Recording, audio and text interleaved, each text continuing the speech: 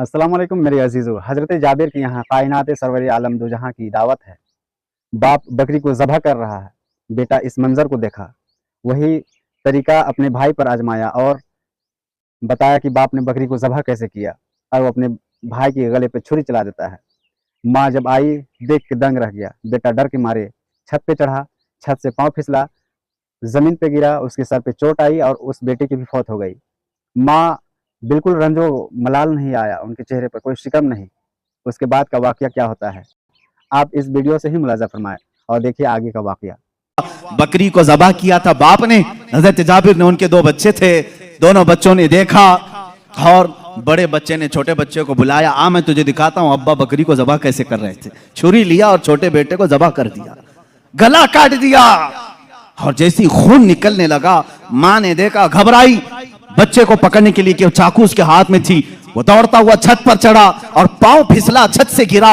नीचे गिरते ही सर पर चोट आई, वहीं फौत हो गए। एक साथ दो बच्चों का इंतकाल किस वक्त, जिस वक्त हुजूर की दावत घर में हो रही।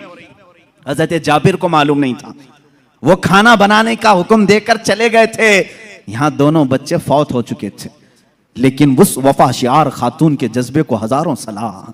दोनों बच्चों की लाशों को उठाई, घर के एक कोने में लेकर आई और उन पर चादर डाल दिया।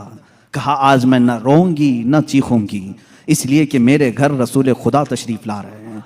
मैं अपने गम को उस दावत पर भारी होने नहीं दूंगी। मेरे अजीज, किसी माँ का कलेजा अगर बर्दाश्त कर सकता है अपने बेटे की मौत का गम, तो मुझे बताओ दुनिया की कोई ऐसी औरत। ये वो औरतें थी जिनके मुतालिक कुरान ने कहा रदी अल्लाहु अन्हुम व रदू अन, अल्लाह इनसे राजी हो गया और ये अल्लाह से राजी हैं। ये खातून चादर ओढ़ा करके दोनों बच्चों की लाश पर रखी हुई हैं। मेरे आका सल्लल्लाहु अलैहि वसल्लम जिस वक्त घर में आए, खाने के लिए दस्तरखान पर जब बैठे, आपने लुकमे उठाए। उसके बाद हज़रत जाबिर से कहा, जाबिर तुम्हारे बच्चे नहीं दिखते, कहाँ हैं? वो बीमार थे। बीवी से आकर के कहा, खातून कहाँ हैं बच्चे? खातून ने कहा वो सो रहे हैं, वो सो रहे हैं, आप जाएं। हुजूर पाक सल्लल्लाहु अलैहि वसल्लम के साथ बैठे हैं। वो आए, कहा हुजूर वो आराम कर रहे हैं, सो रहे हैं। हुजूर पाक सल्लल्लाहु अलैहि वसल्लम ने फरमाया जाओ उनको ढूंढ लाओ। दोबारा आए, खातून से कहा कि बच्चे कहाँ हैं? कहा आपको मालूम था वो बीमार थे। कहा वो बीमार थे? कहा अब वो बहुत अच्छी नींद में सोए हुए हैं, नहीं उठेंगे। खातून ये कह रही हैं, अपने शोहर को तक जाहिर नहीं किया।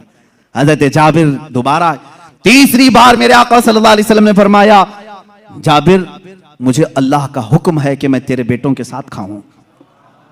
हुजूर पाक सल्लल्लाहु अलैहि वसल्लम दस्तरखान से उठ गए, खाना रखा हुआ था, अंदर खुद चल करके आए, खुद पूछा कि कहां सो रहे हैं, मुझे भी दिखा दो। हजरत जाबिर की खातून जो थी, बीवी थी, वो उस कमरे में ले गई, लाशों पर से चादर उठाया। हजरत जाबिर कहते मैं देख करके दहल गया, बच्चों की लाशें हैं। अल्लाह के नबी सल्लल्लाहु तआला अलैहि वसल्लम करीब गए, दोनों बच्चों के हाथों को पकड़ा और कहा बहुत देर से हम तुम्हारे इंतजार में, उठो दस्तरखान बिछा है। दोनों बच्चे अपने कपड़े झाड़ते हुए खड़े हो गए।